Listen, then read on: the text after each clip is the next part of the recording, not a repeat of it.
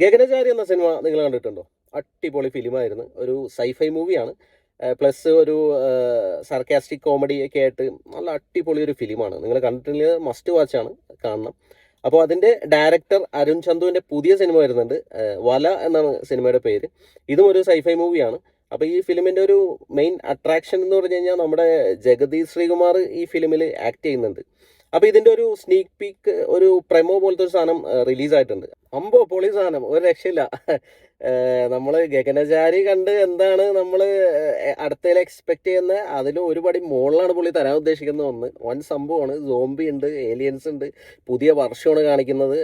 ജഗതി ശ്രീകുമാർ, ഗണേഷ് കുമാർ, ഗോകുൽ സുരേഷ്, ബേസിൽ Joseph, Vineeth Sreenivasan, Aju Varghese, ഒരുപാട് പേരുണ്ട്. അനാർക്കലി മരക്കാർ. ഗഗനചാരിലുണ്ടായിരുന്ന പകുതി ആൾക്കാരും ഇതിലുണ്ട്. അപ്പോൾ അതിലെ കിടിലം പെർഫോമൻസ് ആയിരുന്നു ഇവരുടെ. അപ്പോൾ ഇതിൽ വരുമ്പോൾ അതിലും അടിപൊളിയാണ് നമ്മൾ പ്രതീക്ഷിച്ചുകൊണ്ടിരിക്കുന്നത്. ഈ പടം ഇറങ്ങാൻ വെയിറ്റ് ചെയ്തിരിക്കുകയാണ്. ഞാൻ ഒരുപാട് എക്സ്പെക്ട് ചെയ്യുന്ന ഒരു ഫിലിമാണ്.